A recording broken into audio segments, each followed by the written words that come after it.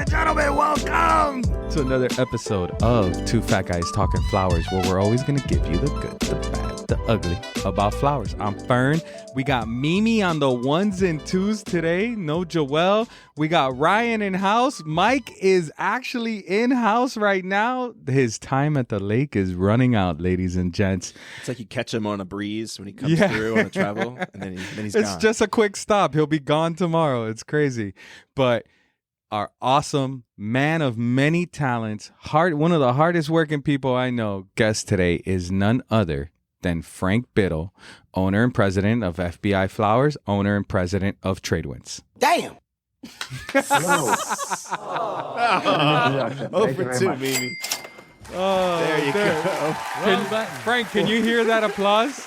Can you hear that applause? You missed all the things that Mimi pressed. I missed all the applause, yeah. Oh, don't worry. We got to keep that in editing. We got to keep that. Oh, my. Welcome, Frank. How you doing today?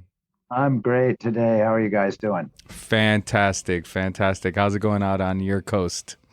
You know, it's nice. We finally had a little bit of break in the weather where it's dropping into I think we're getting the highs in the 60s today, which is Nice. a welcome because we've had a rather warm part of the fall, which is, we try to get a lot of planting and stuff done. And if it gets too hot, baby plants don't do so well in that type of situation. So Don't worry. I think it's finally made the change. We got down to the 70s the other day. I was excited. Wow. It lasted for 2 seconds. Yeah, 2 seconds. It was 30 when I walked Sid yesterday. And snowing, right? It wasn't really snowing, but there was like snow on the mailbox and snow on the roof, but it wasn't really snowing. I guess it's ice. Getting there, though. You got the boat out already? Took the boat out, got it winterized, and brought it to a detailer yesterday, who a friend of mine told me about. That's the sad part of the lake house. You should see me back it up now. I could back it up pretty good. Yeah, I heard you back it up on the backing dance it up, floor. huh? No. No? Not that kind of back it up? No. Using one of those trucks with the automatic backup function. No, but I'm Trucks getting better with at it. automatic backup functions. Mm-hmm. That is Oh crazy. yeah. No. I grew up as a kid on a lake, and we were always out skiing and playing around, and so we learned to back up boats at age 8. That is just one of the scariest required. things. Like, my husband has me put the boat in the marina sometimes, and I get so nervous. And then all I can do is look at all the fishermen and the boaters that are looking at me like, what the hell is she doing wrong? So I get so nervous. I just I leave it. Like, one time there was so much water inside the boat, and he was like, stop, I told you to stop. I get very nervous backing up the boat. Yeah, I don't blame him. Listen, backing up Stressful. your boat, putting your Stressful. boat on the trailer, all that stuff, you're being judged. People are watching you. People yeah. sit there Yeah. just to judge you. And I get so nervous that I know Yeah. that people are waiting me to fuck up and Yeah. do something stupid. That's why my favorite That's account is the entertainment. qualified captain, because you watch all these people putting their boats in wrong, or Mike, they have their jet skis. They have a count of people that lose their cars to the boat ramps Yeah, I've here in seen Florida. Oh, It's hilarious. haulover And is haulover. ridiculous. Yeah. Yeah, I'm super nervous about it. I've seen that happen once. I'm Yeah, sure. as little guys, we were trained as a team. My dad would be like, "Okay, everybody had their job, and we wanted to get that boat off the trailer and running and out of there within 30 seconds." Yeah, We were like a Formula One pit Yeah. crew. The only reason I didn't don't live mess at around. sea is because on a catamaran or a sailboat, everybody on the boat has to learn how to do everything, and I refuse to learn how to do everything. So I won't do it. And if not, I'd You're be like living. a passenger princess I on am the a boat. passenger princess You're on here the boat. for mimosas I and good can't. time. I can't. You should see me driving. It's hilarious. When me and mommy lived in Howard Beach, I bought a boat off of a Bylines ad. I don't know what possessed me to go buy a boat, but I wanted something new to do. At that time, I was finished work by like 1 PM, Okay. maybe 2. So in the summer, I had like a whole day after I finished work. So that was Was this pre-children? I think we had junior maybe. Yeah, no, yeah, it was pre-children. Pre-children, junior was the second boat. Yeah, pre-children. And we bought the boat and put on the trailer, and we went out to Far Rockaway to the boat ramp. And I put the boat in, I backed it up, I did pretty good. And the boat started taking water. I forgot to You put forgot the to plug. take the the, You got the plug. Yeah, I forgot all that. I didn't even know I had to put a plug But that's in. My friend says, you didn't put the plug in. Yep. But luckily, the engine didn't get underwater. That happened to me, but I forgot to pull the things that were the straps for the trailer, so I wasn't letting go, and I was that's the worst. Yeah. Then we went out, and I was being all cool, and we hit a sandbar. We were stuck there for like 6 hours. Oh my god. Oh shit. You had to wait for the tide to come in. Yeah, yeah. or a towboat, but no, we didn't have a radio or anything. Yeah, that's Wait. why. You're winging it. Yeah. All right, Frank, we have a lot to get into today, but before we do, we have some fan mail, right, Ryan? Yes, sir. All right. What's up, fatties? It's your boy OG, a.k.a. the Bloomsmith, a.k.a. the Flora Hustler. On the last episode, you mentioned a Black's Florist comments. While I don't want to totally dismiss them, I'll just say that wasn't my experience at all. Yes, it was a huge learning curve dealing with a distributor versus a local wholesaler. Heck, I was lost for weeks on why some roses were 40s, 50s, and so on. Length matters. But I choose to ask questions, but not during the Russia holidays. Then I'd buy stuff and I'd study it once I got it. The podcast has been one of the biggest assets to my learning curve, especially during COVID. Gotta run. Maybe one day I can get back down there and join the podcast to interview you all from the mind of a Gen 1 floral industry person. Let's do it. OG, come on down. You're always welcome. Doors always open. For sure. Let us know next time you're going to be in town and we'll schedule a recording. Here's another one. All right, next one. Pass the basket to Jay for calling out the dichotomy in the industry between generations. More people buying more flowers is better for all of us. Community over competition. Woo. Positive Pappy, a.k.a. Tuplax. Always positive, Pappy. And didn't somebody call in and say something about somebody singing? Oh, I'm yeah. getting there. I'm getting there. Oh, okay. Okay. That was Tracy. Yeah. Hang on. She's doing some really cool creations with the hippie psychedelic roses. Those Halloween I collections. saw them on The the Halloween. Instagram. She's doing, and With- then she makes a video and makes it funny. She probably has a lot of customers coming in for that. Mm-hmm. It's great. She's doing Good a job, good job. Tracy. I like it. She's enjoying the singing. Oh, And you know what? gosh. I think she pranks her dad like I used to prank mine all the time. She She's does. always asking him questions with the Yeah. camera in hand. I She love it. does. There you go. Found it. All right. Is this the last one? One more after that. Second to last. Hi, friends. Happy Fatty Friday. It's Tracy from House of Flora, Hartford, Connecticut. Had a fun idea for future podcasts since Ferns is now equipped with a real deal pitch pipe. What if there was a segment added to the podcast called Fern Request Line? Each Oh, week, God. Total request Fern. Each week, a fatty or guest requests a song for Fern to sing. Got to keep the Fern singing on the podcast record TRF. going. Go, Tracy. Thank you. I don't know how I feel about that. What do you think, Frank? Should we have Fern sing every episode? I've not heard him sing. There you go. Oh. You're Let's- asking let's for hear it, it. Frank. He's That's asking. all you know. That's all you need to know. There. All right, last one. Sorry. Last one. My nephew having a break after the wedding on a farm all day. Kids had the podcast playing out in the field this afternoon. All wanted to go to the golf tournament next year. St. Catherine's Road. Who's this from? I don't know. Oh, we don't know who it's from. But it says weeding, Saint- not wedding. Weeding. After weeding. They Hey. were weeding on the farm. That's got to be I was Carl. like, I a was wedding weeding. on the I was farm? I was weeding in the car before I came in. that must here. be from Carl. That's Is gotta he in be Ontario? Carl.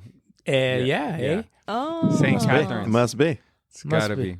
Green Park Nurseries. Carl, love that man. So just so that our The stick fatties man. know, we are pre-recording a couple of these episodes, so that's why it's taken us so long to get to some of this fan mail. But we're getting there. We just wanted Mike back in the podcast room, so that way we had all. Yeah. Because this is where all the magic happens. Yeah, because the Happens next in recording, here. Mike will be here permanently because I have the countdown on Woo! my I computer. tell him he's We're running swap- out of we're time. trading. We're gonna swap him out for me. I won't Yeah. be here for 2 weeks. Ryan's going to Japan.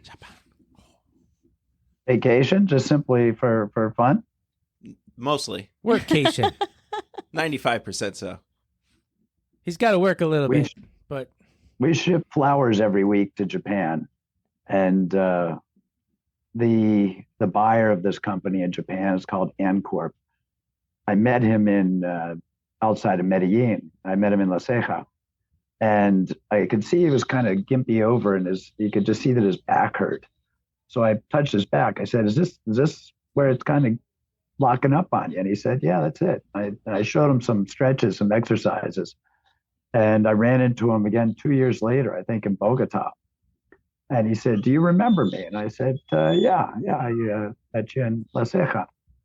And he said, your exercise has totally helped me unlock this bad back. And we became buddies ever since.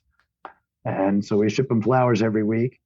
And I keep telling him that one of these days we're going to make it over there for one of the grand sumo tournaments. I would love to see. Oh, that's what Ryan wants to go do. Yeah. They don't have any just, like official tournaments or anything when I'm going, but there's like a touristy trap kind of dinner scenario where you can watch like two of them kind of go at it while you're eating dinner. So go at it, yeah. It's like medieval times. It's like that. It's kind of like that. Yeah. Sumo times. They do it every quarter. They do the big tournaments, and it's like January. It's every quarter starting in January. Okay, good to know. And it's definitely on my bucket list. I want to check that out. I used to have for my kids when they were little, for birthday parties, we would set up sumo tournaments for the kids, which they love. Some of them didn't like it as much as others, but my kids loved it. I had mini boxing gloves for mine. That was fun. Well, I did offensive line pretty much. When you're a tight end, you pretty much are offensive line most of the time. That's kind of like sumo wrestling. It's kind of like push off. So I want to grab them in the chest between the numbers. Got it. It is such a trippy sport. These guys that just sit around and eat and drink beer and sleep and do kind of odd looking exercises and then go out and just pummel. I mean, when they go at it, they beat the Jesus out of each other. They're brutal. They come across with these big old bear claws and smack each other, and they slap each other in the chest, right? When they start off, or they can come to the head too. They can come up to the head, and it can be quite brutal. I'm still stuck on the exercises. We're gonna have to have a recording. You have to send it to me because me, Mike, a bunch of us have bad backs, so I want to see these exercises. Oh, that's all just stretches. Yeah, no, I'll show you. It's pretty basic. It's basically if you unlock your quads. If you can keep your quads loose and your hamstrings, your back will follow. Yeah, that's the move. Interesting. Yeah. And I always know when I have back pain, my hamstrings are all tight. You gotta stretch. Sure. That's what I think most everybody in the flower business has back pain. It's stress related also. It's absolutely stress related. It's stress you're activated. on your phone and computer all day. You're hunched over, hooked over the whole day. But even before they invented computers, there was back pain. Well, I mean, I also think it's just flower boxes have only gotten smaller. When you guys were, you guys were growing up, there were full boxes of flowers you were carrying. Imagine a full box of carnations. Yikes, Good Lord. I mean, the half boxes of carnations are still pretty heavy. Still pretty heavy. Thank God. Listen, a large California box now is 40, 16, 8, and they used to be 48, 20, 12. Yeah. Good Lord. And they were heavy. The best ones were the ones made of styrofoam. Because we used to take it to the beach also. There you go. Is it a cooler box? The cooler ones. They're the size of this table, right? This is styrofoam. That's pretty wow, cool. You would take Molded that to the beach? styrofoam. They ship the roses in them from California. Did you see the Liquid Death coffin cooler? No. The water company, Liquid Death? Oh, I did. Yeah, I think I heard they made a giant. How I built this podcast about that company. Yeah, there you go. So they made a giant Yeti cooler that looks like a coffin, and it's the world's biggest cooler. Or I don't know if it's the world's biggest, but it's a big ass cooler. Well, I tell you, talk about back pain. It really looks like a coffin. Oh no, it's legit. Thing. Yeah, they did that company does a really good job with their marketing. That's all they do. They're 100% marketing operation. Selling water, right? Yeah. But the intention is really great because there is a big movement of people who don't want to be drinking at like sporting events or at parties. Yeah. So you get a can, you feel good, and you're drinking water. Like some of it's flavored. 100%. My friend works for Liquid Death, and he says it's I guess they have like two race car and golfing. Those are the two things that they sponsor the most. Like those are their biggest target demographics. But yeah, it's really cool. I think we need that cooler for the new building. We'll do ice baths in it. We'll see. Ice call baths the bank, is a good see idea. if they want to give us any more money for your cooler. No, don't worry. We'll earn it back. We'll build Start it. a tip jar. We'll start a tip jar. We'll start 3D printing it. Too That's funny. right. Chip- So hold on, we gotta go back. Frank, how you doing? How's it going? We just keep talking here. I know. Yeah. We're supposed to certainly start with can't like complain. 5 minutes of banter. We did maybe Yeah, 25 sorry. minutes. 25. So I haven't been sorry. here for a while. So Frank, Well. you're running two major companies right now. You got family involved. Your son's been growing and learning everywhere. Yep. Awesome to see Got my him. wife involved. And his wife. Got one Your son wife, involved. got your wife. I Saw saw her you in guys. Ecuador. Saw her in Ecuador. So talk to us before you got to where you were right now. How did you start? Where did you come from? How did I start? I grew up I was born in central Pennsylvania, in the middle of nowhere, near like between Altoona and State College. So, I mean, if you name two cities of 30,000 people as the big cities, that's where we were between them. There was a town called Huntington, Pennsylvania.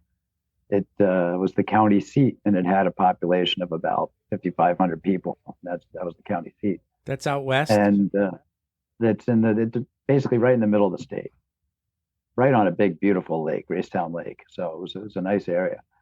And when my parents got divorced, I moved with my mother to the Philly area and kind of grew up there, but then came back to central Pennsylvania for college, Juniata College, a little teeny Division III liberal arts school.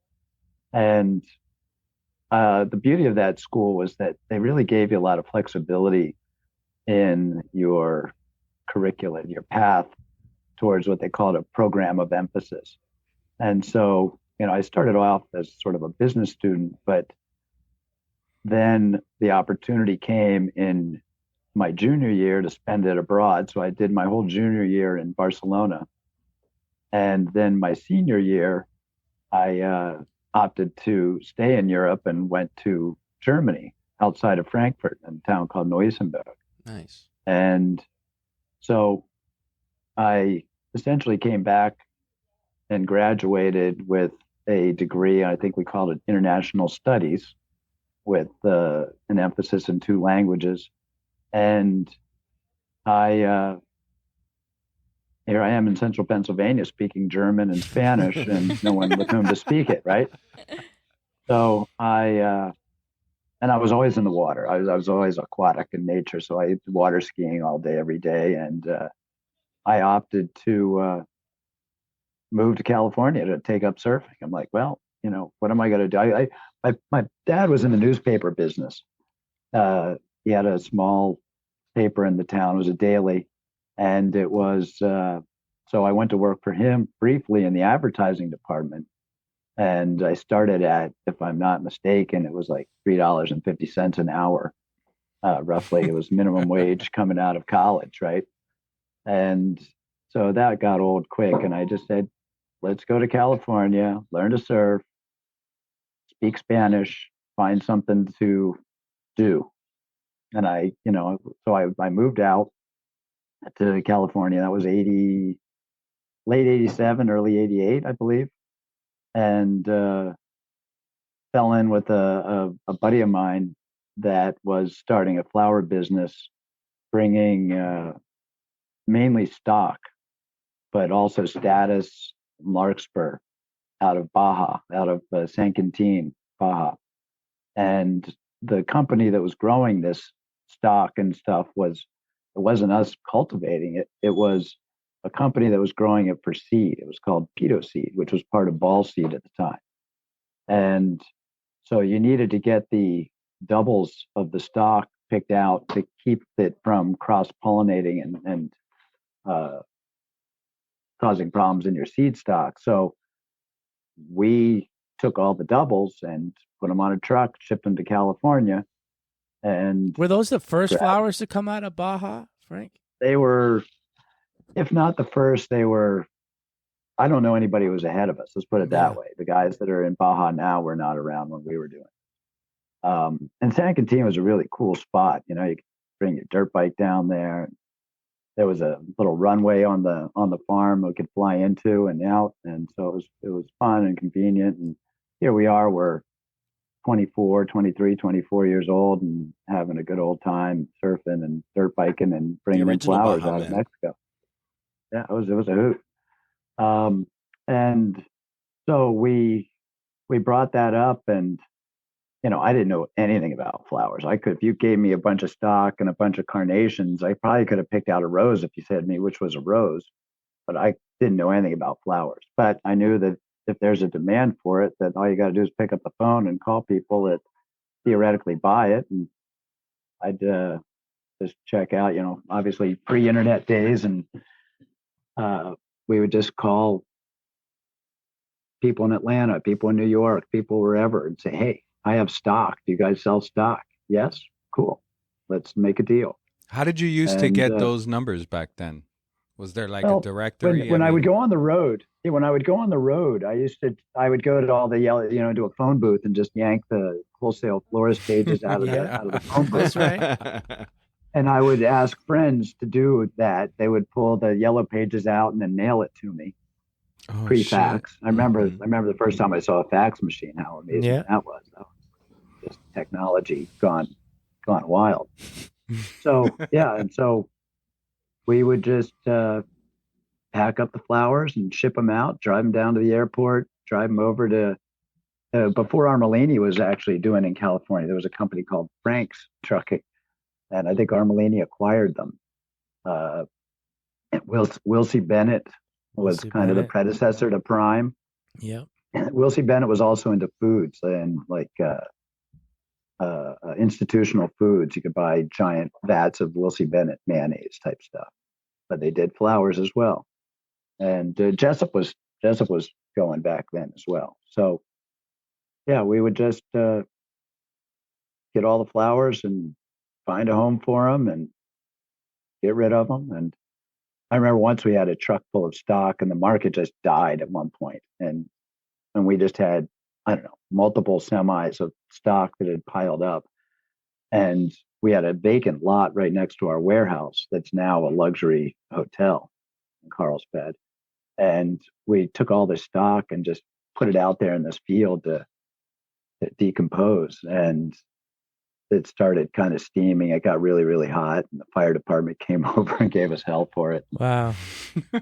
Back then, they used to ship the stock in Larkspur in giant, full boxes, California. 48 by 20 by 12. Giant boxes, and they used to have a drayage company take the flowers to Los Angeles and fly it on a special consolidations going to different cities at discounted rates. Yeah, So the New York console was the Metro consolidation. Yeah, back then it was the D&J consolidation. Remember the D&J consolidation? He was the guy who went to the airport and picked up everybody's flowers. That was like his initials or something? D&J were the initials of him and his wife. Mm-hmm. Yeah. So and it was fun back in the days. It wasn't much. There wasn't a lot of structure, and you would call somebody up, and if you misshipped something, they wanted a bunch of white stock, and they ended up getting pink and purple stock instead. They'd say, "Don't worry, I'll move it," and there was just a lot more freewheeling to the. Were you selling for prices, or were you sending product? Yeah, on no, we consignment? we didn't do any consignment. We everything was based on fixed pricing. But you hear what he I think said? maybe. People said, "Okay, I'll sell it. Yeah. I'll work it." through Because it. there I'll work wasn't through it. there wasn't Pinterest or people demanding certain colors or Instagram or people No if Martha a Stewart. flower was a flower and Yeah. Now, they'd if come you in do and that take what to they had. anyone, we'd be dead to them. But just Yeah. like you ruined my life. me. You I hate ruined you. me. I hate you. People take it so personally now when mistakes happen. Yeah. No, it was. I remember the old days when it was okay. We're all gonna. Yeah, I remember once I was taking a load of boxes, and again, there were those massive boxes. 48 by 20 by 12 was, I don't know what that cube's out to, but probably 6.5 or some odd cubes, maybe 7 cubes, and they were heavy. Yeah. And I was driving this thing. We had this 1-ton Toyota stake bed truck. So we didn't even have a box truck or refrigeration or anything. And I was driving a bunch of boxes to the airport, San Diego, to ship off. and not properly tied down, and probably exceeding the speed, and a bunch of them just started flying out of the truck into the right in the middle of the lanes of I-5. Oh, It's yeah. snowing flowers. And so I get out, I stop the truck, and I would run out into the lanes of traffic on the 5, grab a box, get it back to the side. And I had to do it like 12 times to get these boxes out of the freeway. Oh, shit. And then put them on the plane and ship them to New York or wherever. No claims. No claims. Don't worry, Yeah. he'll work. What do you through mean it. they're a little Don't brown? worry, we'll move it. There's Don't tire move it. marks on my box. Yeah. Yeah, I don't don't know worry, we what's don't with charge these extra stock, for but it tire looks marks. like tire tracks. There's a license Yeah. plate stuck in the front of my box. I once saw on That's a highway. designer stock. Oh, there you go. There you go. I once saw on a highway a mattress get lifted off of a pickup truck, and it must have went maybe like 50 feet in the air. Like it flew up. And Casey and I were in the car driving, and we were watching because there's a few cars ahead of us. That shit flew far And as it hell. just went up. Went straight up, just flew like a kite, and then landed like I don't know how many a few lanes over, but yeah.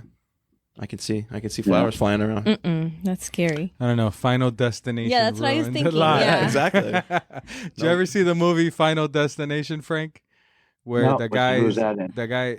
Oh, forget every who's time I in get it. behind a logging truck, Yeah, I it's get terrifying. nervous. No, so in the whole gist of the movie is, death's coming for you. It's gonna get you, and No escaping it, There's no yeah. escaping it, and it's freak accidents can happen, right? So one part of the movie, somebody's driving behind a logging truck, and the chains snap and the logs start flying everywhere and just start taking people out.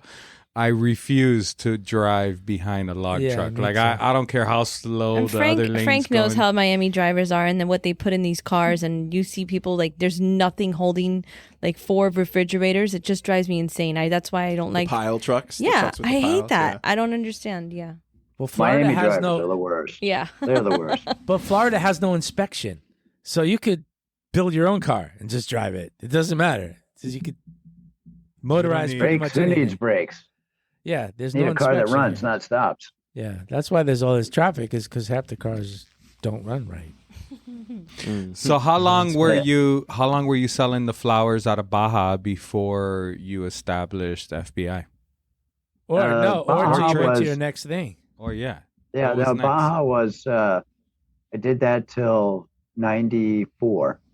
And then I opted to, with my partner at the time, we went our separate ways. And I started bringing flowers out of Mexico, out of Jalisco.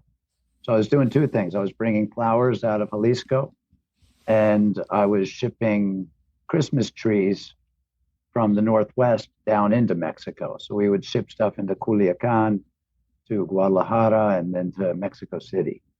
And I also, at the time, we would buy the red rose in Mexico at the time was Grand Gala.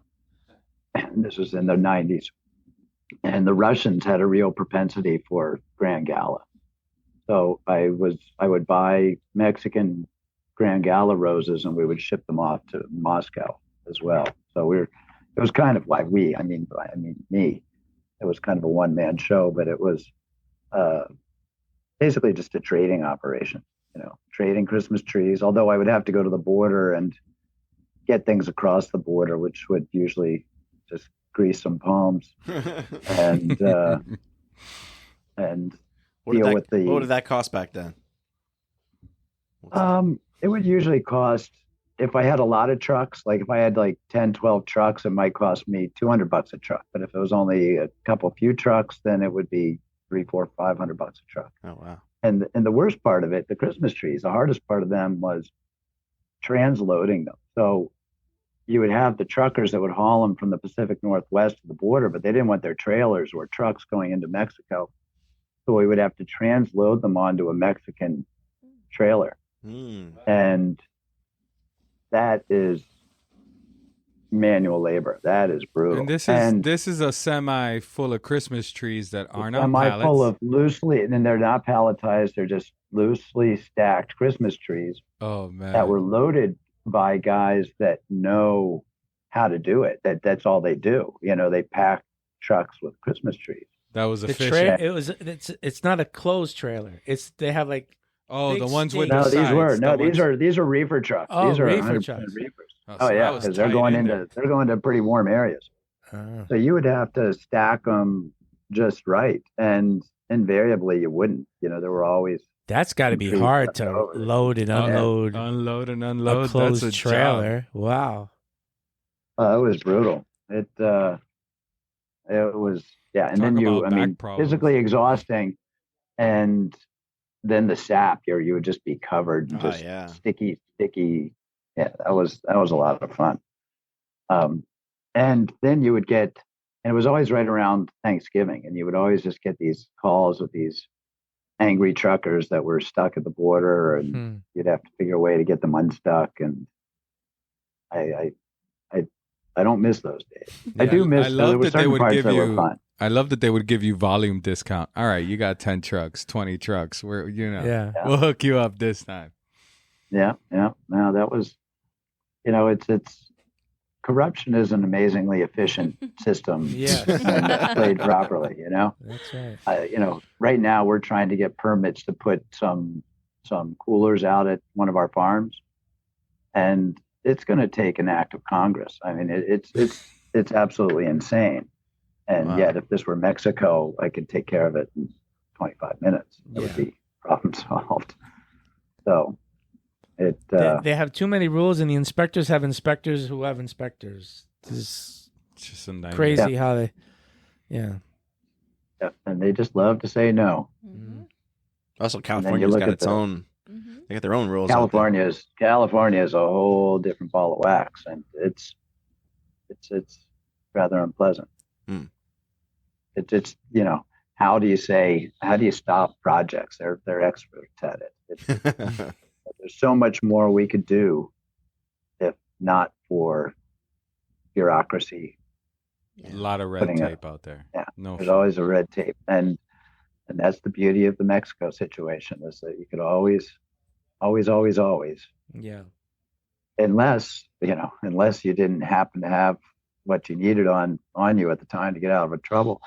And one time, this was probably 98 or 91. It was a Easter weekend, and I was down in Rosarito with a buddy, and we were down there. It was spring break, so we were down there partying and having a good time, and not really even getting carried away. But I had lost my wallet earlier in the day, and we're walking around. I had a beer, and this fight breaks out, and buddy and I go to kind of watch a fight. Why not?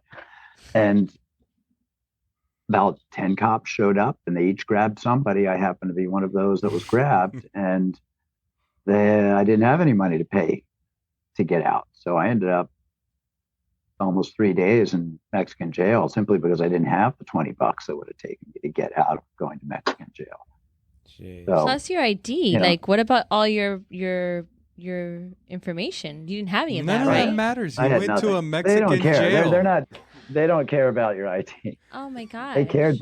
They did care the fact that I spoke Spanish and therefore was an excellent prison translating service. So I think they kept me a little bit longer simply for that very reason. They're like, hey, this guy's useful to us. Let's just You're keep going to him. work this off. When you're not breaking rocks, you're going to translate for us. That's how you got in the FBI. That's it. Yeah. No, that, in fact, but you mentioned the loss of the ID, and as we all know, I think this is a universal bit of suffering. Anybody that has to go to the DMV to get an ID or to do anything, it's just the worst experience in the world, right? So I had to go and get my license replaced at the DMV, and not 3 or 4 or 5 months later.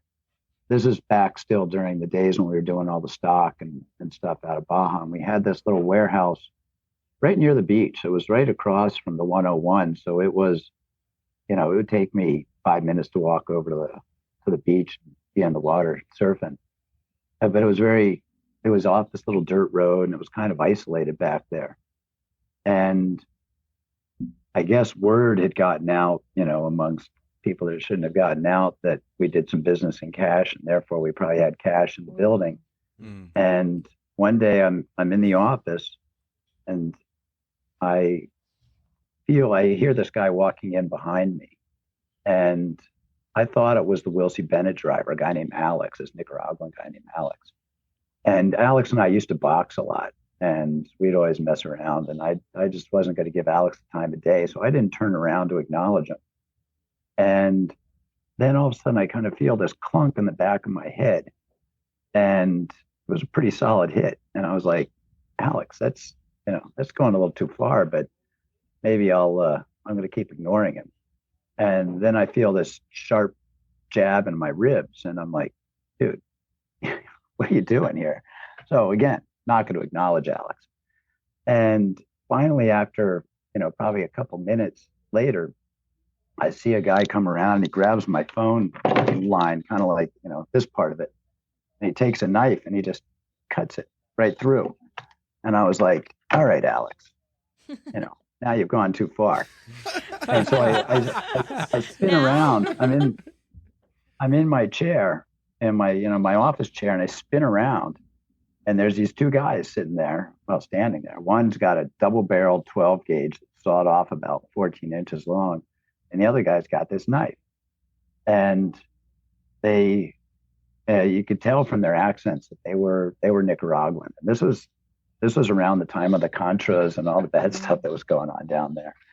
And I just kind of put my hands out. I'm like, well, here I am. I'm sitting in a chair, and you've got a double barrel 12 gauge pointing at me. And what do you want? And they're like, where's the money? And there was some money, but I didn't think that it was really going to make a difference in whether they shot me or not. So I just played dumb. I said, I don't know what you're talking about, the money. And they said, we hear you've got money. And I kind of held them off for a bit. And as we're talking, I get a fax. So they had gone around the office and they cut all the phone lines, every single one of them. But they cut the receiver lines. They didn't cut the actual lines that gave the phone, their power. And they did it to the fax machine as well. But as they're sitting there and we're talking, a fax comes in. And this was back in the days when the fax machines made a ton of noise. And it would go, bzz, bzz, bzz, bzz, made all the weird noises. And these guys just freaked. They thought I had tripped an alarm. The guy, he clicks the safety off of his 12 gauge. He takes it from a resting position. He points it right at me. And he's like, you're holding out on us. Now I'm going to kill you. And I'm like, wow, this is it. This is the end, And I remember thinking vividly at the time that I was going to block my body and head, and everything was going to block. I was up against a wall, was going to block the pellets, and it was going to leave a silhouette of my body. That's what I was thinking at the time. And I looked at him with this kind of blank look like, wow, this is it, so what's next? And I didn't, freak out. I didn't beg for my life. I didn't do anything. I just looked at him. And he kind of hesitated for a second. When he hesitated, I said, look, that machine that you're freaking out about, that's a fax machine. I said, and if you wait another 15 seconds, a piece of paper is going to come out of there. And the reason that this machine still works is because you cut the wrong line. You cut the receiver line. You didn't cut the phone line itself. And the reason I don't have any money here is because we make deposits of cash so that we don't have money around for people like you to come and steal from me. I'm sorry, but that's the reality. And the guy looks at his buddy and they're looking at each other like, wow, I guess we're kind of screwed on this deal. But it made perfect sense to them. And at that very moment, the cooler door opens up and this guy worked for us, Hector. He comes out of the cooler and he's checking inventory. So he's got this clipboard and he's kind of looking at his clipboard like, yeah. And this guy with a shotgun runs out, sticks the gun at him, and Hector looks at his clipboard, and then he looks up and looks back down, and he's like, oh, shit, that guy's got a shotgun. And they hustled Hector back into the office with me. And as we're standing there, they take Hector's wallet, and he's got like $80 on him. And I'm thinking, they're going to come from my wallet next. I don't have any money, but I just went to the DMV to get my license, and I'll be goddamn if I'm going back to the DMV. And so I take my wallet out of my pocket and real subtly and toss it under my desk. And so now I don't have a wallet because I was not risking losing a wallet so that I'd have to make another trip to that DMV for these guys. It's your life with a license. Yeah, exactly. Awesome. Yeah, and then the guys they ran out. They took off, and they got nothing but $80 and a pair of Ray-Ban sunglasses. And I went over to a buddy's house to go surfing afterwards. And as I was walking through his yard, I stepped on a nail that went through my foot, like out the top, in the bottom, out the top. Ooh.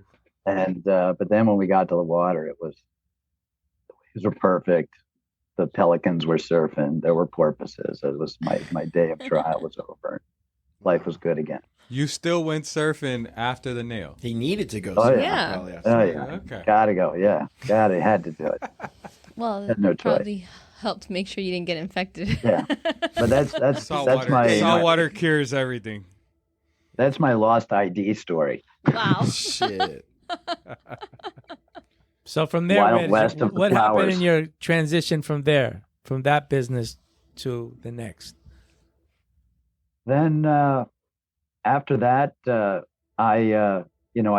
when I started doing the Christmas trees and the flowers out of Mexico, I actually moved from California to Dallas, where my girlfriend, now wife, was, because she was fixing to move to California.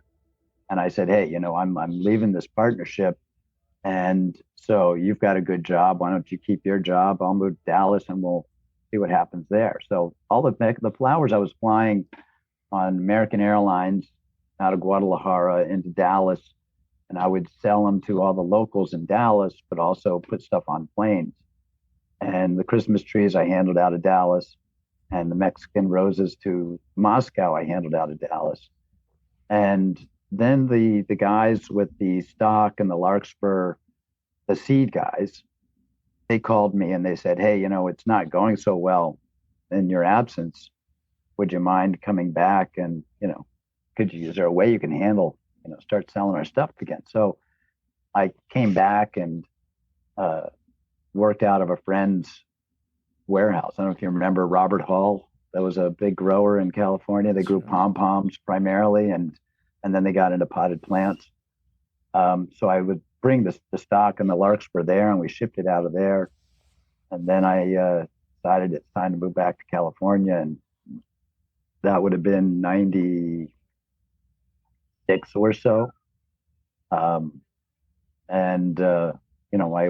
got married right before I came back. In fact, my wife, when we got married in Pennsylvania on the lake where we'd always ski, I drove from the wedding back to California. So from central Pennsylvania, I drove back to California. She went back to Dallas and worked for another 3 months to get her stock options and her bonus, and then came back out to California. So that's when we started FBI, or I started FBI, and that just started little by little. It started out with the stock and that stuff, and then we started growing more in Mexico. I got greenhouses, so we moved into gerberas and matsumotos, and we did gladiolas, did lilies. But it's difficult down there with the water situation. The salinity, the EC of the water gets so high that unless it's a crop that's particularly strong with less than ideal water, it doesn't work great. So gerberas, for instance, they work pretty well. You have to have a lot of money to invest in reverse osmosis, and then if you do that, you have to have a place to dispose of your wastewater from the reverse osmosis. So we were all about Mexico until 2008. We started getting the downturn in the economy, and I closed up the farms in Mexico, moved out completely. And it was also partly because the the business model would change. To do Mexico, you need to bring in at least a semi a day of flowers, because you really can't hold them there, because they don't, the perishable nature of the flowers means that you've got to move them rather quickly. So we would cut a truck a day and we would bring a truck a day. And if you ever get behind that truck in terms of your inventory, then you're in a bad way. And so we'd have, big customers that would be buying big numbers, and until their bouquet recipe would change, at which time they would stop maybe for a week or whatever it was. And then you'd end up having to be dumping stuff. And larkspur is a particularly interesting crop because you want tons of it for Valentine's Day, obviously, right? But it doesn't germinate until the soil temperatures drop below, I don't call the number, but it's, you got to get past that summer heat. And that first morning when you wake up and you kind of feel a chill in the air, that's when you knew you could plant your larkspur. When the things were starting to cool down, larkspur would then germinate. And you would have to plant a lot of it because it would come in for Valentine's Day, but it's on a very gently sloped curve that it would start here, your production goes up and down, and you might get 25% of your crop out by Valentine's Day. And then after Valentine's Day, it keeps increasing and increasing and increasing. And in the meantime, you've been able to satisfy a certain amount of demand, but not develop a big enough market to move those big numbers. So right after the Valentine's rush was over and everybody's now in the post-Valentine's don't bother me, I don't need any flowers mode, the hangover, you are ending up with a whole lot more than you had before. Yeah. So it was always quite stressful. And that'd always be the week that I'd want to go skiing, but I'd be skiing and getting notes of, hey, we got these trucks and what are we going to do with all this stuff? It'd be like, same thing we did last year. Try to sell it whatever price you can get. And at some point, just start disking it under at the farm. Fern, you know what his idea of skiing is? What? He goes on a helicopter to the top of some mountain Extreme, that's never yeah. been skied. And he gets off the helicopter and skis down the giant mountain that we've... Again, he wasn't worried that they were gonna take his life. He wasn't scared. No, he's a man of the edge, living on the edge. Adrenaline junkie for sure. So the first time I met Frank, we were up on his farm on beautiful mountain he has, and we're up there and he's showing us around, and that was the first time I've been in San Diego ever. That was the first time. Oh, yeah. And we're on top of this mountain, and there's like this rock that sticks out of the mountain, kind of. Mm-hmm. All the waxflower grows like on the side of a mountain. How these guys harvest it is unreal. Yeah. Like, I don't know how they do it. And when people tell me that the wax is too expensive, it's like, dude, do you know what the fuck they have to do to get that waxflower, man? You wouldn't do it ever. You wouldn't do it. As whatever they're charging you should pay it, because a lot of hard work and people risk their lives to cut that shit. I mean, that ain't easy. But Frank is explaining us everything, right? And then he just walks out onto this rock sticking out of the side on the ledge. Yeah, and I'm like, whoa, this is not good. Come back in here, Frank. Come closer. You were fearing every day. Totally fearless with zero. I was like, oh man, this guy is badass. I can't believe he was out on this. And then we were driving. I'll let him finish, but I had to say that was amazing. How you the guys? I'll tell you. You mentioned the guys picking the wax.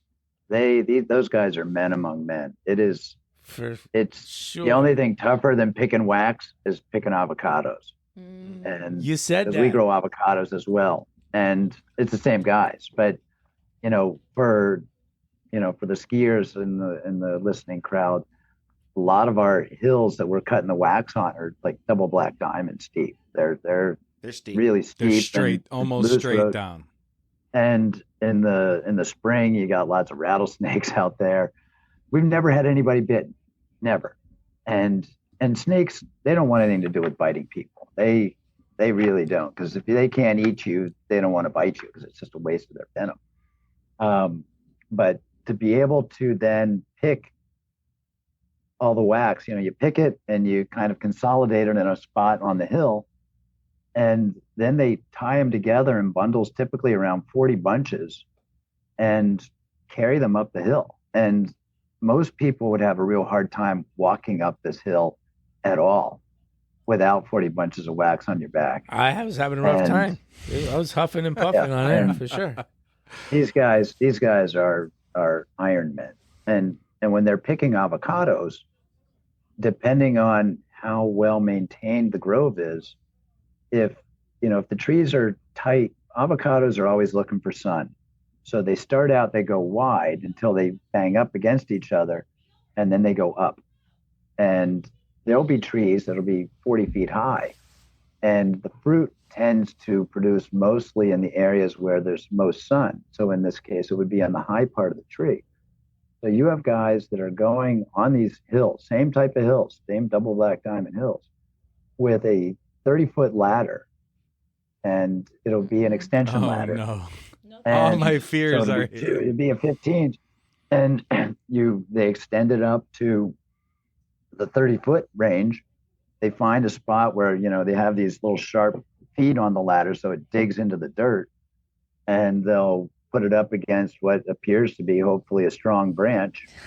They go up the tree, and they have a 14-foot pole picker with a basket on the end. So they're reaching out with this pole going out 14 feet and picking fruit. And they usually don't bring that pole back to them until they've got 6 pieces of fruit in there, or 8, which makes it pretty heavy. And they carry this big sack over it that'll come around behind their neck and be on their chest. And they will dump all the fruit into this sack. And typically, if they're piece workers, which most of them are, my guys are hourly workers, but most are piece workers. They get paid by the bin, and a bin's about 950 pounds. If they won't come off that ladder until they have about 80 pounds of fruit in that bag that's hanging off their neck and on their chest. Imagine the balance, how hard you have to, they have core super strong core muscles. I couldn't do it. They're off the ground, and they're on the side of a super steep hill. So if you fell, you would fall 30 feet, and then you would bounce down another, I don't know, until you hit a tree that would stop the rest of your fall.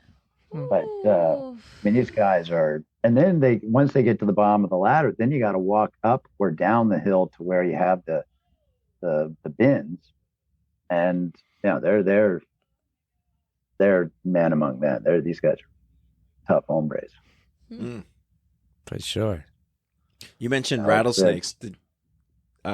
Your son was showing me the belt he made with one of the rattlesnakes from the from the farm. Yeah, no, he made that little hat rim belt. Yeah, that's what it was. And he's got another good skin that he's tanned that he's thinking to make another belt out of. But that's still coming. I'm the guy that's always trying to spare and save the rattlesnakes, and my wishes of peace with rattlesnakes falls on deaf ears with all my guys. But if I come across one, I came across one it wasn't a rattler, it was a gopher snake on Saturday. They know to leave the gopher snakes alone. But I always get the snakes to safety somewhere where they're at least temporarily going to buy them some time. Nice. Some of them you can tell they mean business, and they're out to you don't mess with them. But very often, even the rattlesnakes, they don't coil up and go for you. They very often just either laying out and sunning, or they're just trying to get across, why the rattlesnake cross the road to get to the other side. But they also, don't they help with like avocados and stuff with the pests? Like, aren't they going to they're necessary. Yeah, no, absolutely. And you think of a rattlesnake as kind of this dangerous beast, a sort of a predator, for lack of a different word. But they are prey to so many animals up there. The hawks eat them.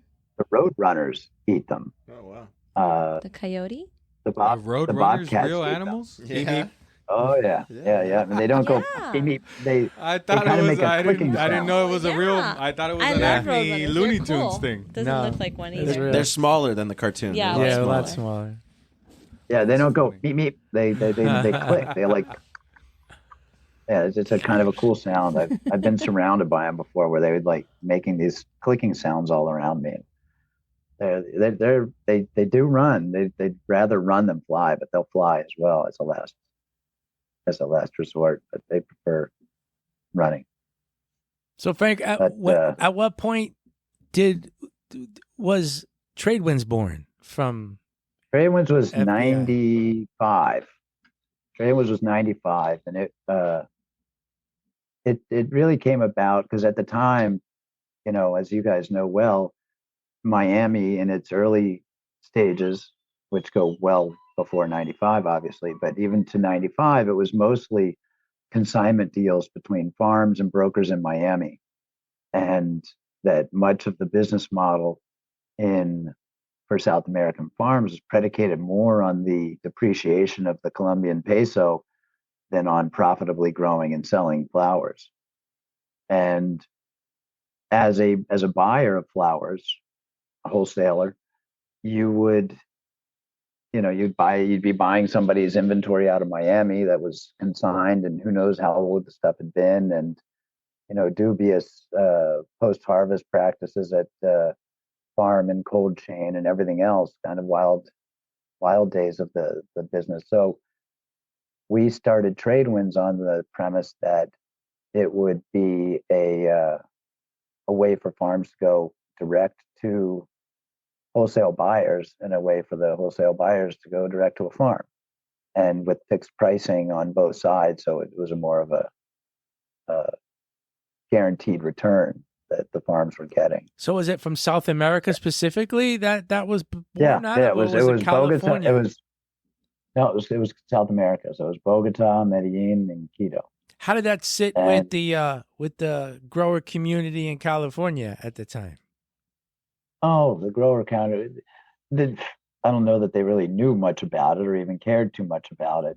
The grower community in California has obviously throughout the years had our issues and our struggles, but I've always been of the opinion that a rising tide lifts all ships, and that we as Californians need South America. We're not going to be growing the roses and the carns and the palms and everything else that you really need to get to be able to put our wax flower with, and our proteas with, and our eucalyptus and everything else that we grow. They're at the end of the day, they're tend to be complementary items to the focals that are coming out of. There are those in California that would argue that South America's the evil empire, so to speak.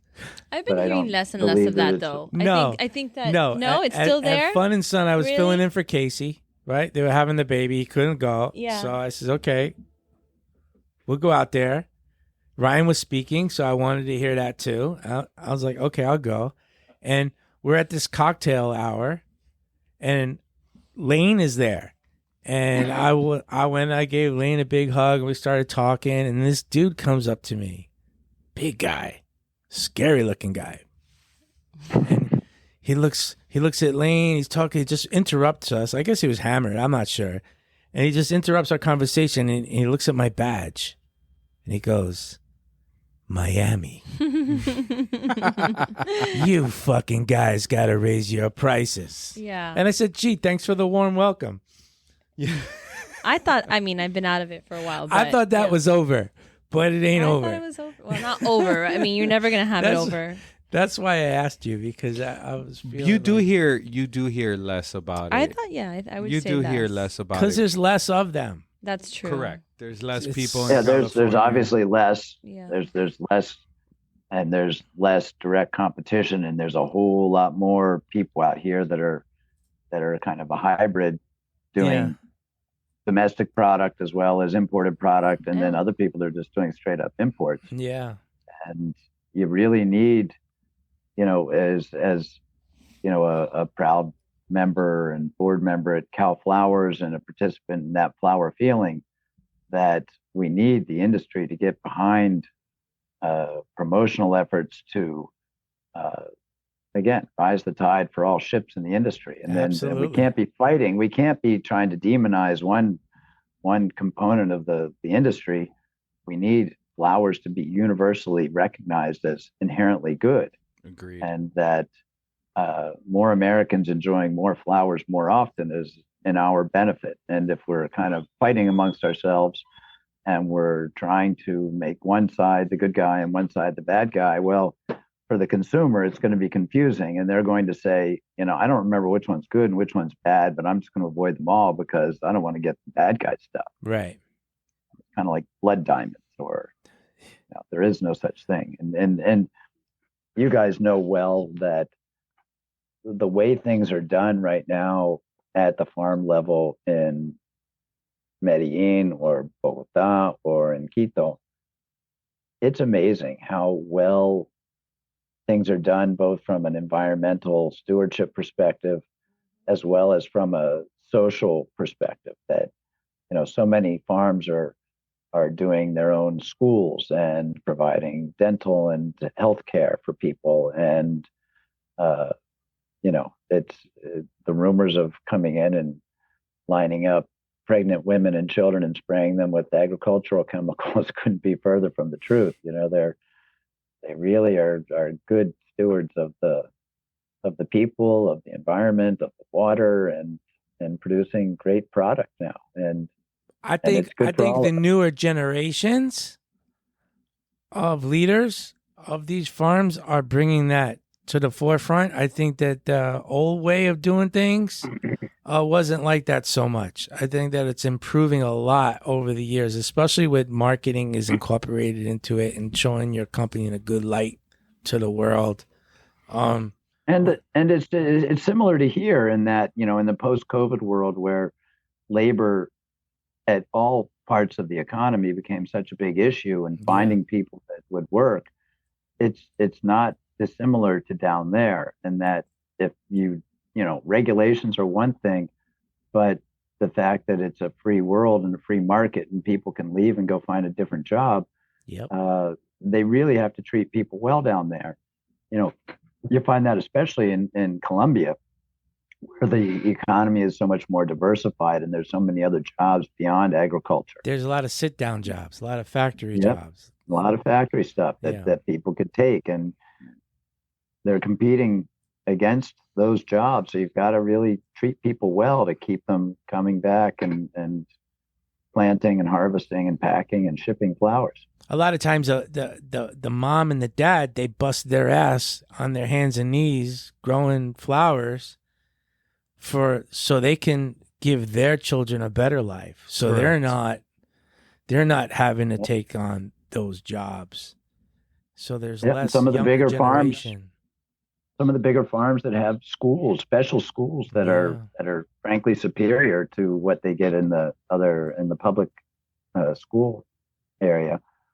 And so the parents are working these hard, difficult farming jobs, and the kids are getting a better education. And that kid might grow up and be an engineer or who knows what. But it's the flower business helped them get that step up. Frank, what do you think would be the state of, looking at today's inflation, what everything cost, what do you think would be the state of the floral industry if we had never started importing or growing in South America? I don't think, flowers wouldn't be in the mass market because there wouldn't be enough flowers. Because at the end of the day, it doesn't matter how, you can only pay so much for a lily or a rose or a palm or whatever it is that we can grow here in California that would dissuade somebody from selling their property for millions of dollars to grow condominiums, beachside condominiums. Because again, in California, except for the wax and the ukes and the stuff that we grow, which we can grow inland about 20 miles, to grow flowers here, the primary, the focals, you need to have that coastal climate. And the coastal climate is just too valuable for other uses. So there's no way that flowers were going to keep growing here. You know, we mentioned Robert Hall as an example, and they had a beautiful group of, you know, beautiful property with a bunch of greenhouses for growing pom-poms. They switched over to potted plants later, but it is now well, part of it's a hospital, and part of it is a big park for the town of Encinitas, and they sold it for a pretty penny. So invariably, that land was too valuable to ever be flowers long term. Was that Bay City? Was that No, it was called Robert Hall Inc. Bay HM Flowers. They were I don't know exactly the details, but they were at one point they were kind of partners with the Manatee group out of Florida that grew up gladiolas. They got a lot of nice coastal land over there too. That's all been sold for development. It's all been sold, condos going up and all that over there in Florida. And leveled by hurricane after hurricane. Yeah, one after the other. You know, Mike, you mentioned running into Lane at the, I think it was at that flower feeling cocktail party. Yeah.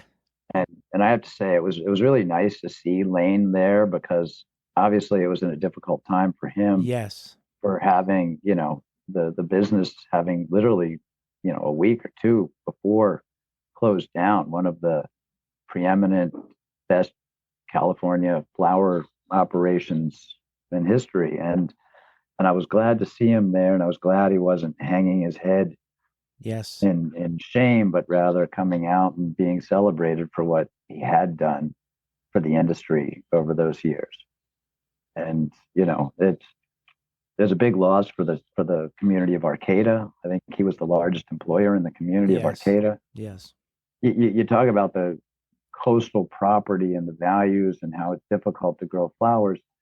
That was one area where you could actually still kind of do it, but it was so far north that it wasn't really within the realm of the logistics system. So, you know, granted, everything's expensive to do in California, but then when you add in an extra layer of logistics that his Arcata operation had, that the rest of California doesn't really have, was just an extra kick in the gut. I mean, there was a lot of things that went into the downfall of Sun Valley, but I think at the end of the day, we need to look back and celebrate what he did and what he accomplished.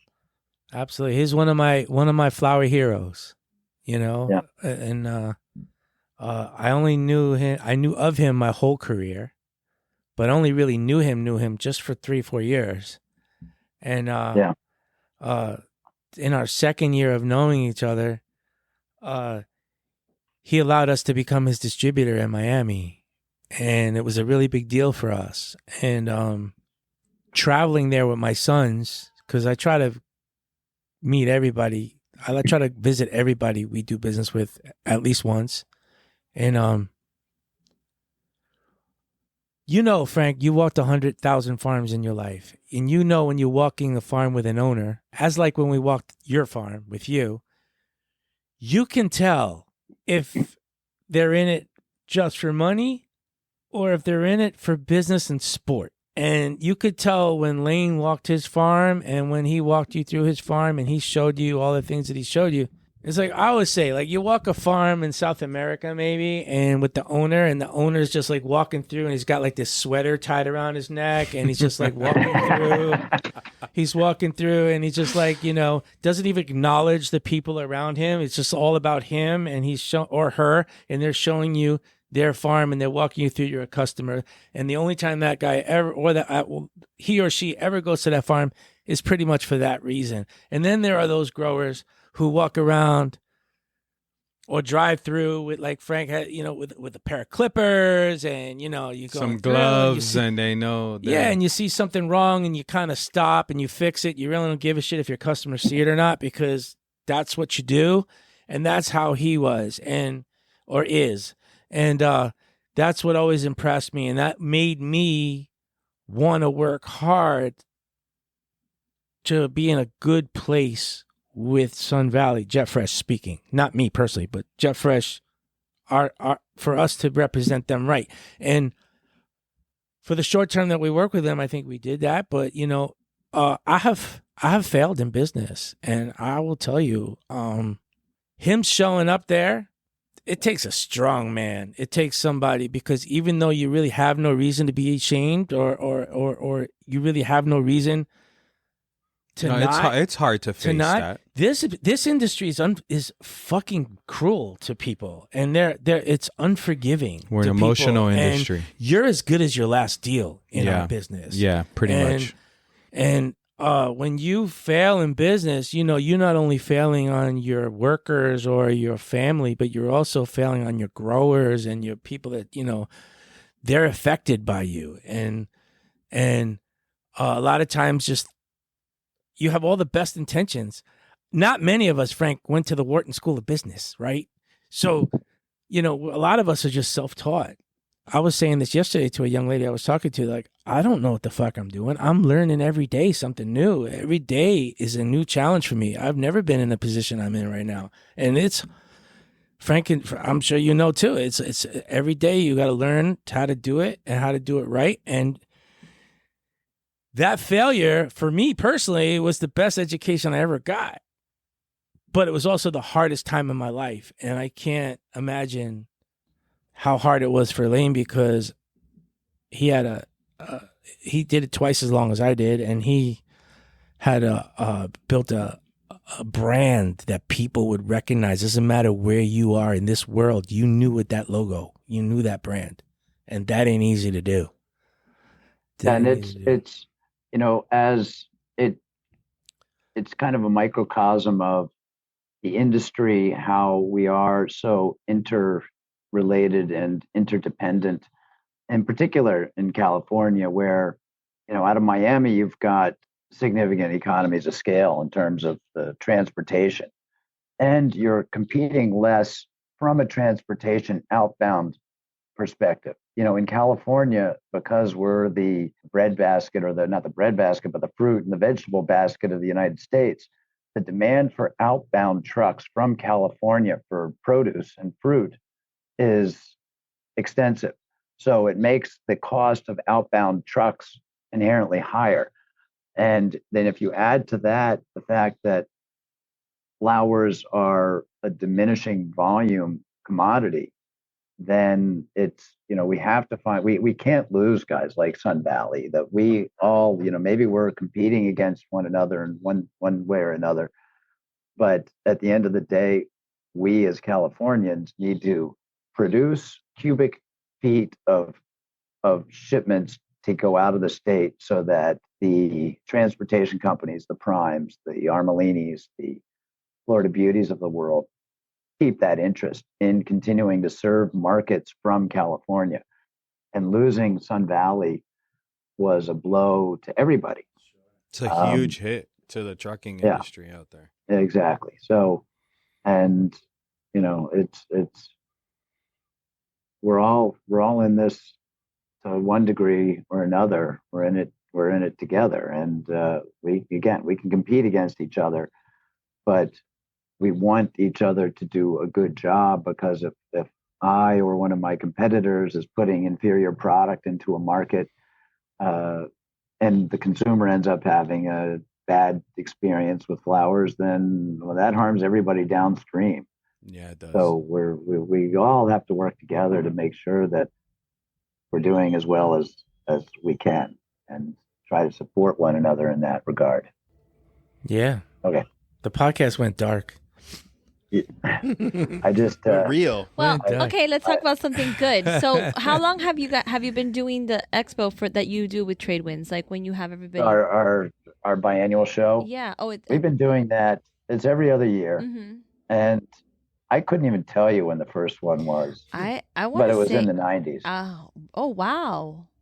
It's been a long time, and we've had some interesting, fun ones, and I think that show we do is kind of a snapshot of the flower business. Yeah. I have to say that most of a lot of my best friends in this world are flower guys, and a lot of those guys in particular they're from everywhere, but in particular out of the South America. So when we get together, it's a hoot. It's a big party and it's fun and everybody comes ready to do business, but ready to party and have It's getting fun. bigger and bigger every year. Yeah. And some of the smaller ones that, like, we've done them in Montana. We did them one year on a cruise ship. It's always enjoyed by all. This last one was in Austin, Texas. I saw the video in the bar where everyone was line dancing. Yeah, it was. That's for us. You know, we really, as Tradewinds, we've created a company that tries to be as much a family of customers, and we're always striving for the win-win. Win-win-win. We want everybody in this business to win, and that means being fair and recognizing that business always has some level of a compromise, and whether that's a farm maybe giving a little bit of a break on a price when the commodity of free spirit right now might be through the roof, but this guy really needs it and cut him a break, get him, but at the same time the farm needs to move some freedom, so help the farm out, just mutual back scratching. And when you get these, that's not common. Get-togethers, that's uncommon. That's really great, because that's uncommon. And so much of it comes around the fact that you sat around and emptied a couple bottles of aguardiente with somebody, right? Right. Yes. And has some funny tales to tell of it. And there's stories that derived from our shows that are still told. And I wasn't able to go to the IFPA show in Atlanta recently, but I sent this girl who works for us, and she's Casey is new to the business, but she's great attitude, and she really kind of gets the whole. I told her, I said, when you get in the flower business, it's good luck getting out, because you get in and you stay. Yeah. And she came back from the keto show, and she's like, "Oh, I totally get this." And she went to the IFPA show, and she's like, "Oh my God, people are telling me all these stories about you, and telling me these stories about our Tradewinds shows and things that have happened there and things they've done. And, these are 20 years ago that they're still telling the tales of." And it's, I think, to me, business is, obviously you've got to make a profit but material things have never been all that important to me. I like to make money. I like to be able to, like you say, go heli skiing and do other things that aren't exactly cheap, but I don't need to drive a nice car, and I don't need all these other things. But if you do good business, and again, you strive to help people get win-win-win across the board, then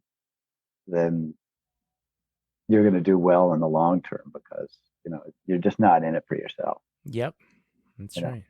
There's a guy who just walked in here. I had to mute and tell him I was on a podcast. A very good customers of ours are Dylan Floral up in Bloomsburg, and they have a customer that does. I met Tony at that house. Up at our place. Yeah. So they've got this customer that he's from Allentown, Pennsylvania, and he's in San Diego this week because we have the Breeders' Cup. And I'm not a big horse race guy, but apparently the Breeders' Cup is the big horse race. It's bigger than the Kentucky Derby. It's bigger than them all. And so he's doing the flowers for it. So if he's a friend and a customer of Tony's, then he's a friend and a customer of mine. I'm going to help this guy out. So we got him all the flowers he needed. I allow him here in my warehouse unfettered access to do the flowers, and he's going to take them to the Breeders' Cup. And he seems like a great guy, a hockey fan, so we've got things to talk about. So it's funny. You meet people and you enrich your life by adding yet another friend to your list.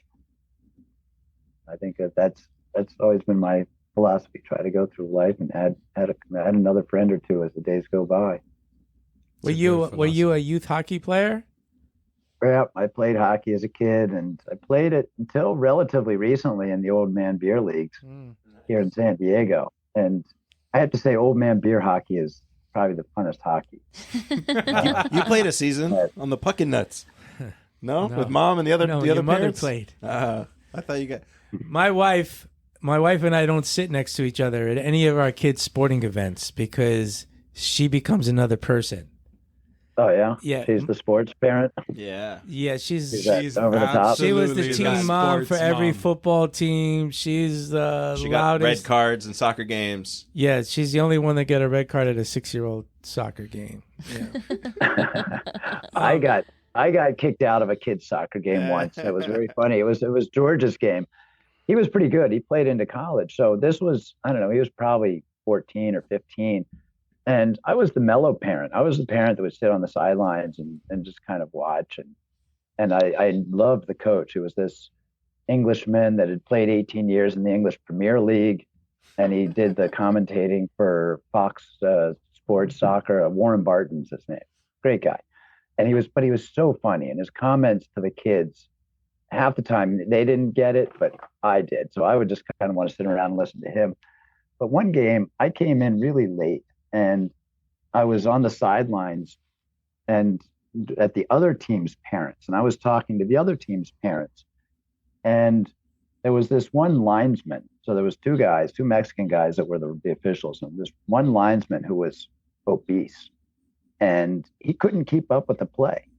He should have been another fat guy on your podcast, but he was fatter than the two of you guys. He was fatter than both of you guys combined. And he's making no effort to keep up with the play. And as a linesman, right, you got to stay in line with the defender to see what's offside. Right. And he totally missed this one call really badly. And I said, "Hey, buddy, you missed one there." And he's like, "You shut up." And I looked at him and I said, "Hey, keep your eyes on the ball here." And I switched over to Spanish and I said, "I know guys like you." I said, "You're not here to be a linesman. You could care less about this job. You're here to take a check. You just want your money and you're going to go home. And the fact that you did nothing for it, that you made no effort to do a good job is irrelevant to you. But to all these parents here on the sideline, it's quite relevant." And so at that point, he then, he kind of went back and forth, and I might have said something a little less civil than that at some point or another. But for the most part, I was pretty nice. And he calls the ref over. And of course, I know I'm going to get kicked out at this point. So I just walk away. And he tells the ref what had gone down. And of course, this is all in Spanish.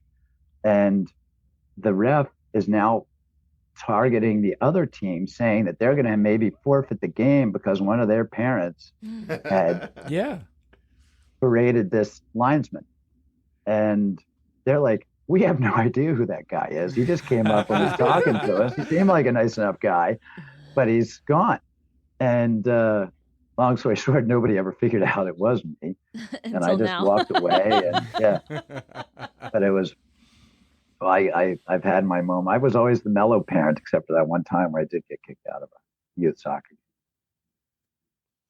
Hockey parents. Casey are the played worst. competitive soccer here in Florida, and he was the only non-Spanish speaking kid on the team.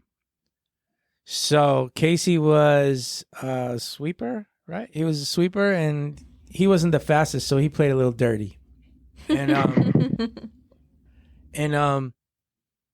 the coach started yelling at Casey, and the kids would translate for Casey. And at the end of the day, the kids were fucking around with Casey, telling him the complete opposite of what the coach was saying. And he couldn't just say he had enough of it. He's like, "That's it for me. I don't want to play no more." Then he went to hockey or something else. But That'll that's happen. true. He was a ref. I think he got like $40 a game reffing hockey. Oh yeah. Yeah. Yeah, no. So this guy that he was making decent money for doing nothing, and I just said, I know your type. I said, I've had people just like you work for me, and they didn't work and they didn't stay around very long. So, if you were at my place, you'd be fired. And it was that type of banter, and that's what got the guys goat a little bit. But I doubt it changed his style of officiating. Yeah. At all. Never a fun thing. So when Connor, my youngest, he was playing travel hockey, I don't know, maybe he was 13 or 14 years old. My wife and the rest of the hockey moms are all screaming and yelling at everybody during the game. And the coach came over after the game and says, look, none of you people have any right to be yelling if you don't play yourself. So all these hockey moms got together and they got somebody to like teach them. And they all started their little team. They started a mom's team? Yes. It was a co-ed team. Ryan played on it too. I didn't know how to stop the whole first year of The me wall. playing. The whole first season, I didn't know how to stop yet. I figured it out as I went. You didn't know how to stop on the ice? I had never played hockey, let alone really shit. He's a ice football skated. guy, a soccer guy. But we were all pretty much athletes. We could pretty much get by with whatever sport. Yeah. I was fast. I was good. I was pretty like aware. I knew what to do. I just didn't have good stick control, and I couldn't stop the first year pretty much. So I hit the wall. I was like that kid in Mighty Ducks. Yeah. I just go full speed, miss the shot, and then crash into the wall. That's That was kinda hilarious. my- Jeff Fresh kinda my has an move. adult team that we sponsor. That's Dan. Yeah, because we got We all do. hockey players. here. Dan Riley, Mike Jason. Jr. We still do. Jason. One of my, I was at Pockets was a ref. He would ref like 10 games a day. I He was, doesn't play. He only refs. yeah, but I was at the bakery and Vito's, and somebody told me, yeah, there's a Jeff Fresh league still, right? I go, oh, I have no idea. Yeah, So yeah. We've been on there. Hockey's we've the best been there game. to cheer 'em on. I agree. Mm-hmm. Okay. You guys got the Panthers. You got the champion. Mm-hmm. We used to get 2 tickets, 2 hot dogs, and 2 sodas for $20. Yeah. Good luck now. Those days are gone. Yeah, those days are definitely Those You can't days gone. are even gone. you can't even get the soda for $20 The now. parking, You were a season the ticket parking holder for a is long like time. We were $50 season there. ticket holders for a long time. Yeah. Well, Connor and Casey were both on the ice crew Right. also. Yeah. We like to watch them. That's my kid cleaning the ice. My kid at our local San Diego Gulls games, he had a penchant for finding his way onto the jumbotron. Now, granted, there's only maybe 8,000 people in this thing, but he was the crazy 9-year-old kid doing the weird dance that always found his way. Yeah. They always found him with the camera. There you go. Star. Too funny. Too funny. Yeah. It's Yeah. No. I miss my hockey playing days. I wish I could be out there still, but not going to happen now. I feel like Frank would be the guy that's like slamming people. He'd be the enforcer Yeah. on Bass the team. Brothers. I wasn't quite big enough. I was the fast guy. I drew the most penalties because people would always end up having to trip me or they'd hack me or Yeah. Mhm. I was the guy that would take the abuse. I'd let them. You want to do that? You're going to get a Man's penalty and we're fearless. going to be on man up. Our operations And, guy, Dan Riley, he's the nicest, sweetest, calmest guy here. Doesn't matter. The building could be falling down. He's always calm and quiet and level-headed, but he also coaches hockey. And there's another Dan. Yeah, he's got another reputation. So sometimes the warehouse is a little bit not good, and I'll say, we need Hockey Dan here right now. Get Hockey Dan. Bring me Call Hockey Dan in here. Hockey When- Dan when- does not mess around. I saw Dan on the ice. This guy bumped him a couple times, and Dan was like, "All right, you're gonna catch an ass whooping." He's He a throws goon. his gloves down. He's a Baby, goon. his baby. You should see him with the stick.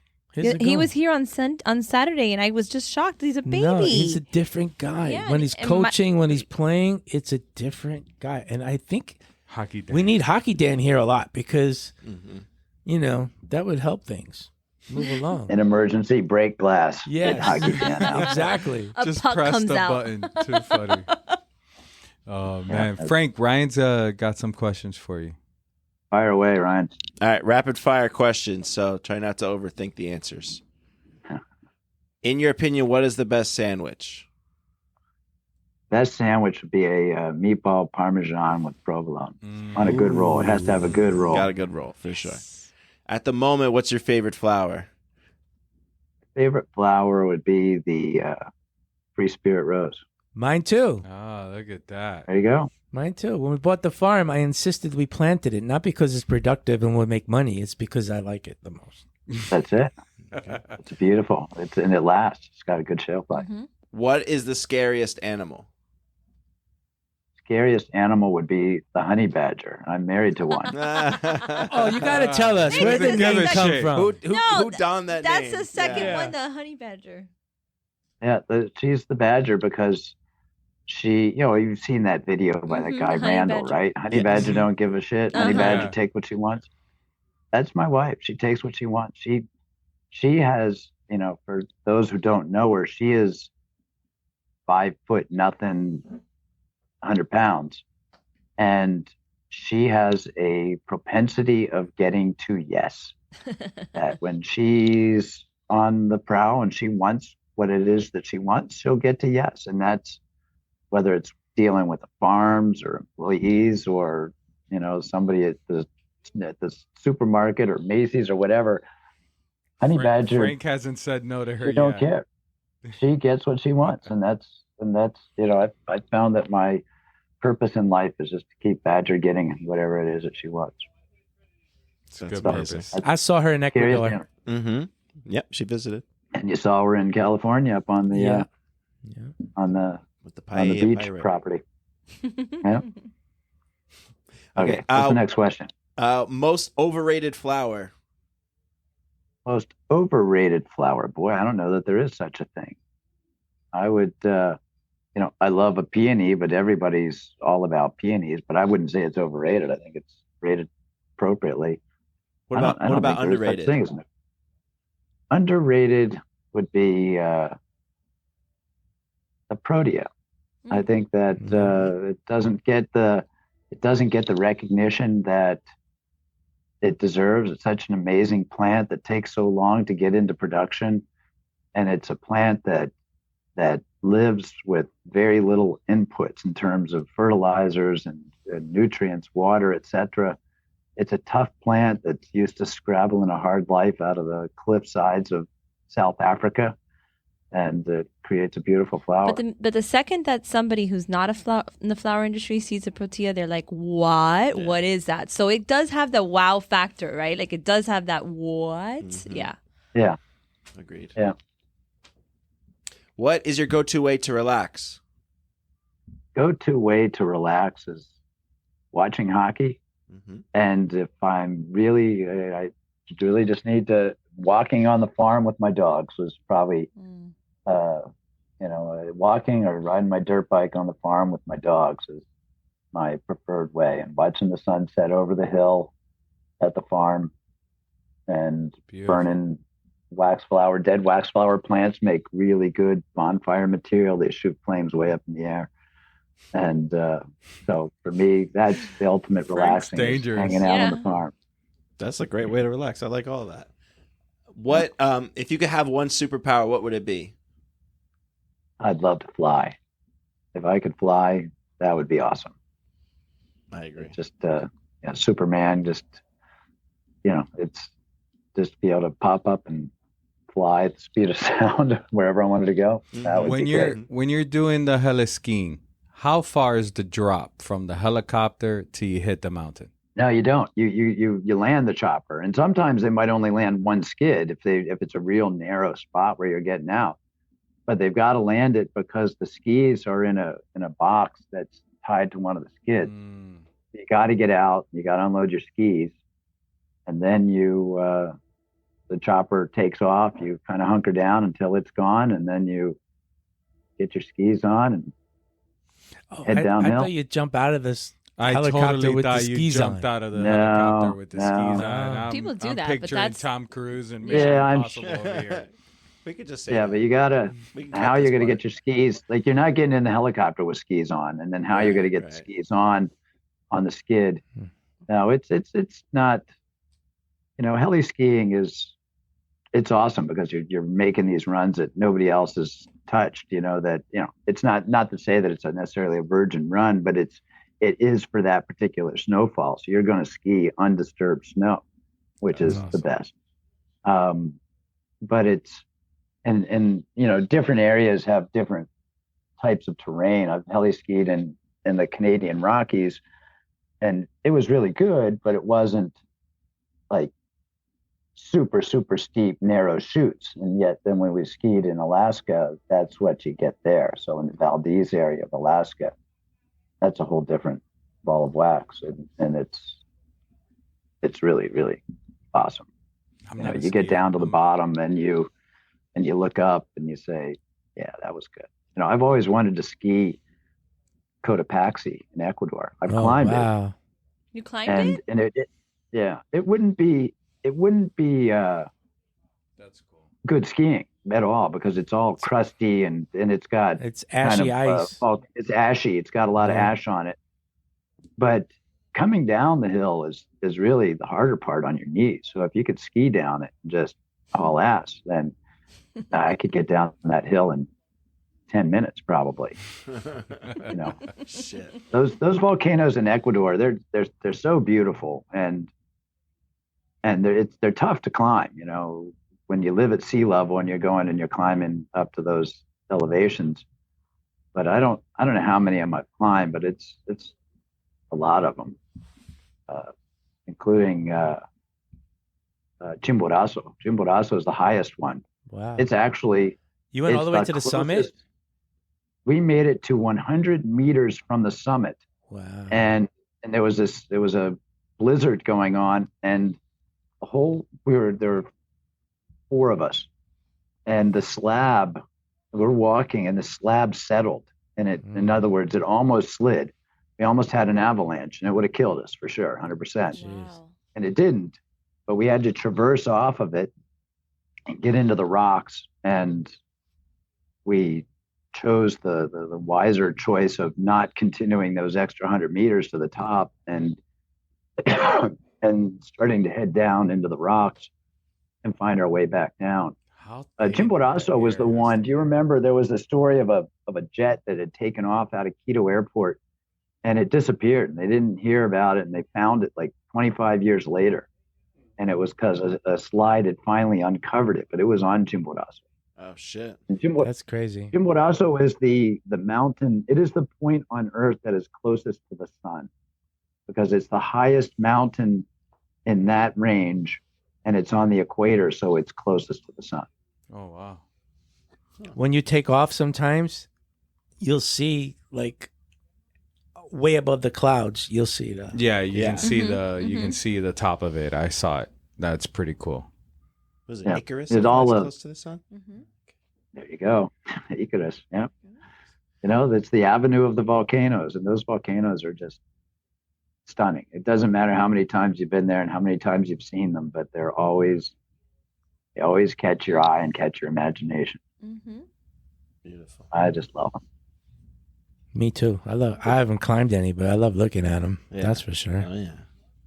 The Have you even gone to the Cotopaxi gives us our water in our farm. Have you even tried to get up to the refugio at Cotopaxi? No.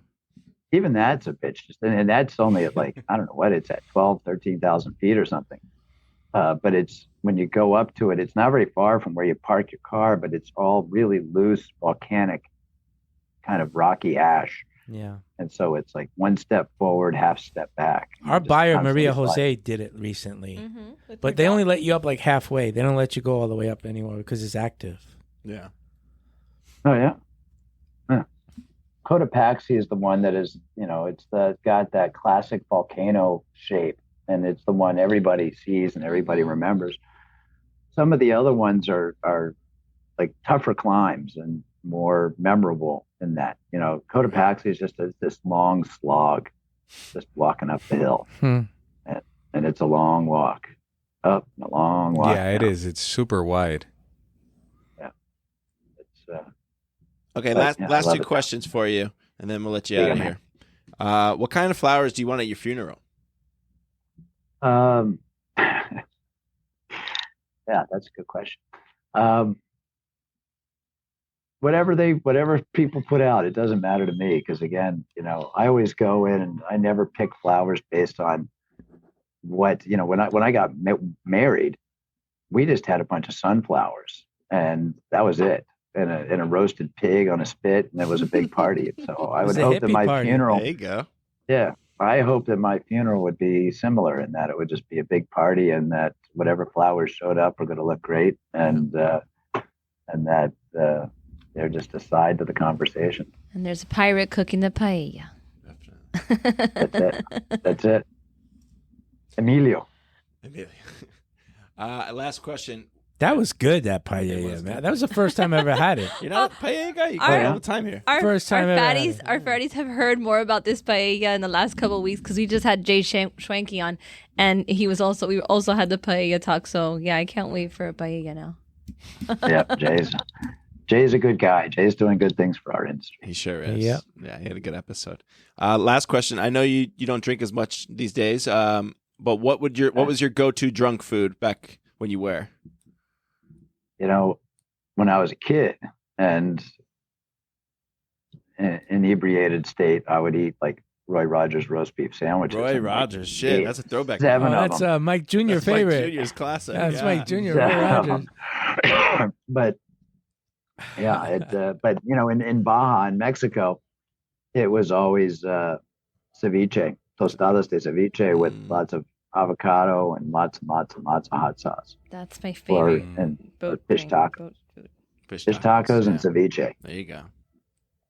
Love Those it. are the There you go. those are Good ready to answers. go to Good Baja. answers there. pepper. Frank, So, two more that's, questions. Two more questions before we sign off.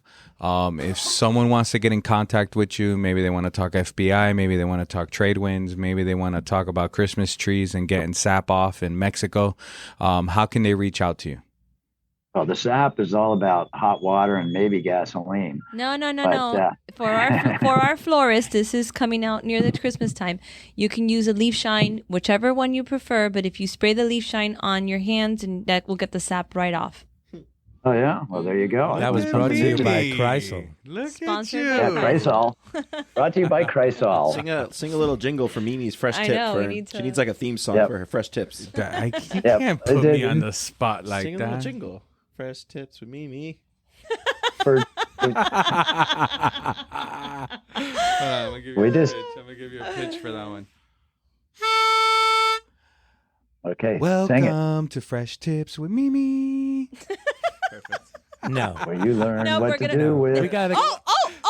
Where you? I like alternative uses for all of Chrysol products. that. For all your baldy guys, you can also spray it on your head. You get it nice and shiny. There you go. Willie Armelini, if you're listening. Oh, we're gonna go. Mimi broke needs here. a jingle I know. Okay, Willie, I'm for gonna. her Chrysler knowledge. No, not my Chrysler, but just my fun facts. I'll get Willie on. You could probably take a Chrysol sachet and add a little bit of tart sweetness to your cereal. You can definitely. She doesn't like you to can, drink I don't it. like Fuck that. her I life. don't like them to drink it, but yes, you can.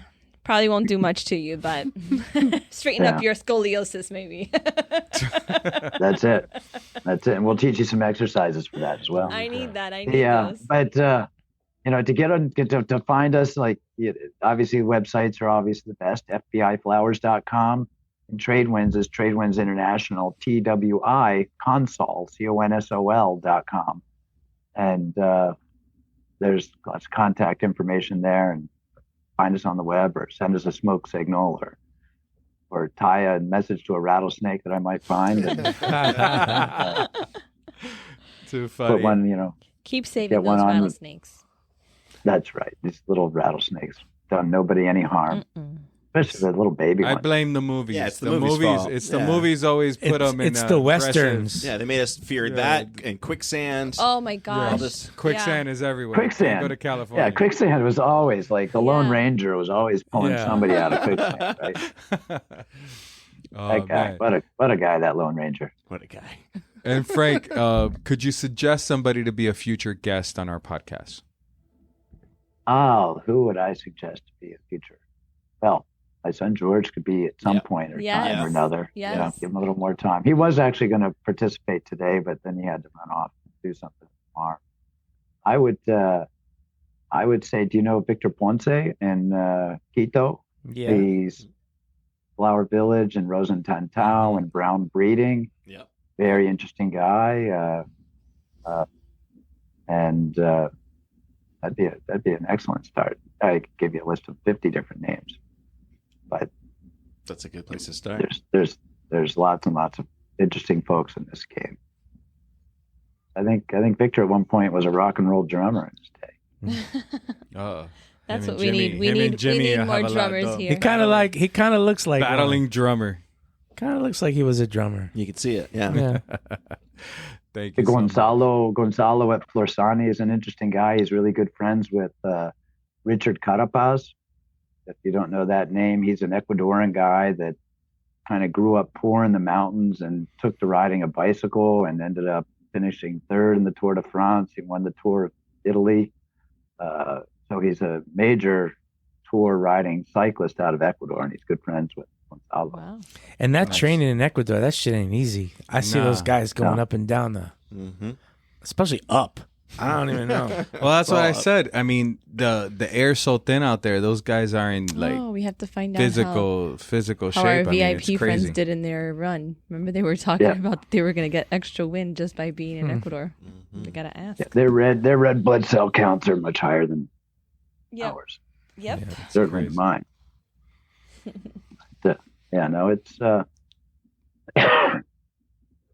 It's it's a different animal at elevation, Yes. I agree. especially when you come from sea level.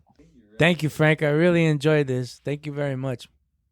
Yeah, Great no, my story. pleasure. Yeah, it was really My awesome. pleasure. All right, ladies and gentlemen, it has been an exciting, possibly dangerous, but very informative episode of Two Fat Guys Talking Flowers, where we're always going to give you the good, the bad, the ugly about flowers. Mimi, Ryan, Mike, me, and our awesome guest, Frank Biddle. Thank you guys for listening. Hope you have a great day.